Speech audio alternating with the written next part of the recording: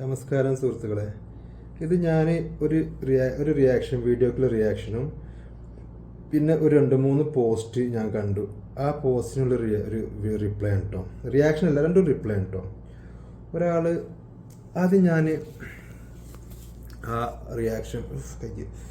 ആ reaction വീഡിയോക്കുള്ള reply തരാം കേട്ടോ.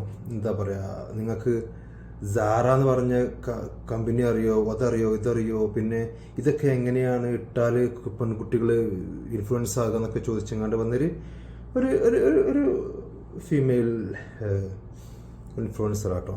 ഞാനത് കമൻറ്റിൽ ഏതെന്ന് വിചാരിച്ചു വേണ്ട എന്ന് വിചാരിച്ചു. കമൻറ്റിൽ എഴുതി കഴിഞ്ഞാൽ നമുക്ക് കേൾക്കേണ്ട വേറെ എന്തൊക്കെയാണ് കേൾക്കുന്നത്. അപ്പോൾ ഇങ്ങനെ പറയാമെന്ന് വിചാരിച്ചു. എന്തെന്ന് വെച്ചാൽ ഇൻഫ്ലുവൻസ് ആകും. നമ്മൾ പണ്ട് ഹോളിവുഡ് സിനിമയിൽ കണ്ട ബെഡ് സീന്, അതുപോലെ ലിപ് ലോക്ക്, അതുപോലെ ഡ്രസ്സിങ് സ്റ്റൈല്, അതൊക്കെ ബോളിവുഡിലേക്ക് എത്തിയില്ലേ? അതെങ്ങനെയാ? അത് അവിടെ നിന്ന് ഇങ്ങോട്ട് വന്നതല്ലേ ഇൻഫ്ലുവൻസ് ആയിട്ട്? അത് തെലുങ്കും തമിഴ്ക്കും എത്തി, പിന്നെ മലയാളത്തിലേക്ക് എത്തിയില്ലേ?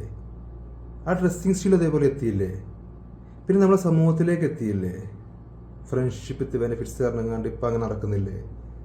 പണ്ട് നമ്മൾ എന്താ പറയുക, അജ്ജി എന്ന് പറഞ്ഞ് കേട്ടുകൊണ്ടിരുന്ന ഈ ലിവിങ് ടുഗദർ നാവേ എത്തിയില്ലേ? അതൊക്കെ ഇൻഫ്ലുവൻസ് ആയി വരുന്നതല്ലേ?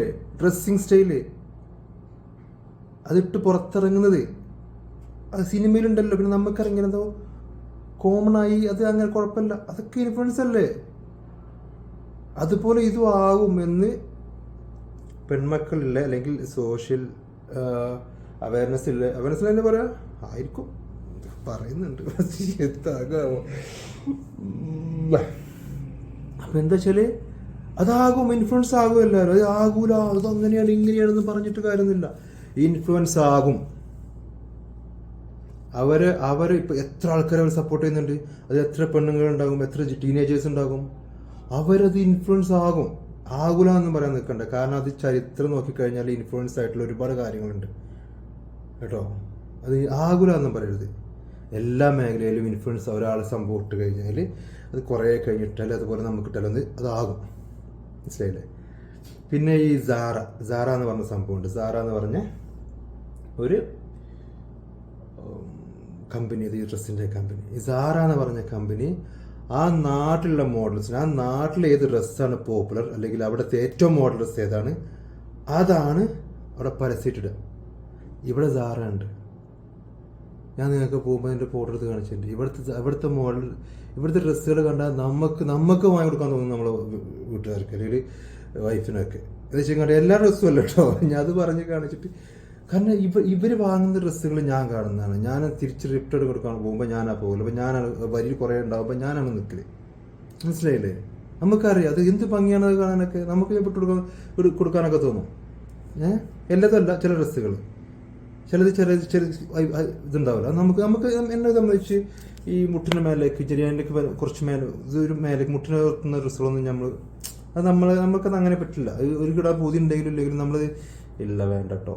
നമ്മളിപ്പോൾ സമാധാനത്തിൽ പറഞ്ഞു കൊടുക്കും അതിൻ്റെ ഒരു കാര്യങ്ങളും നമ്മളതൊക്കെ ഓക്കെ അവർ സമ്മതിക്കുന്ന രീതിയിലേക്ക് നമ്മൾ പറഞ്ഞു കൊടുക്കും. അല്ലാതെ അടിച്ചേൽപ്പിക്കുന്നില്ല. പിന്നെന്താ വെച്ചാൽ അങ്ങനെയാണത്. ഇവിടെ ഉണ്ട്. ഇവിടുത്തെ മോഡൽസ്, ചില മോഡൽസ് ഇവിടെ എന്താ പറയുക, അത് ഈ മോഡൽസിൻ്റെ പേര് എനിക്കറിയാം കേട്ടോ. ഇനി ഇവിടുത്തെ മോഡൽസ് ആണോ എന്ന് പോലും എനിക്കറിയാം. കാരണം പണ്ടൊക്കെ ഇവിടുത്തെ മോഡൽസ് പർദ്ദയുടെ ഫോട്ടോ എടുക്കുമ്പോൾ മുഖം മറക്കും. ഇപ്പം അങ്ങനെയൊന്നുമില്ല. അതുകൊണ്ട് ഇവിടുത്തെ മോഡൽസ് ആണെന്ന് പോലും എനിക്കറിയില്ല. പക്ഷേ ഇവിടെ അലൗഡ് ആകുന്ന ഇവർ ഇടിച്ച് നിൽക്കുന്ന ഓരോ നാടിനും കംഫർട്ടാകുന്ന ഡ്രസ്സുകളുണ്ട്. അങ്ങനത്തെ ഡ്രസ്സുകൾ ഇറ്റലിയിൽ ഇടുന്ന ഡ്രസ്സുകളോ അല്ലെങ്കിൽ ഇതൊക്കെ എടുത്ത് പറഞ്ഞ, പിന്നെ ഇറ്റലി എനിക്ക് ധാരണല്ല. പിന്നെ അത് കുറേ വന്ന് വരും. ഇപ്പം ഞാൻ പറഞ്ഞ മനസ്സിലായില്ലേ?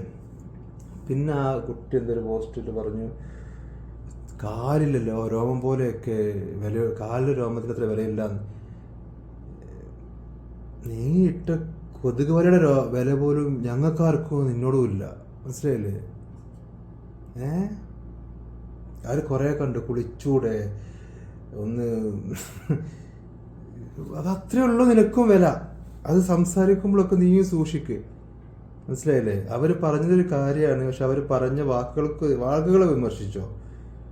നീ ഡ്രസ്സ് ഇട്ടത് എന്താ പറയുക, പിന്നെ പറഞ്ഞെന്നെ പറഞ്ഞു.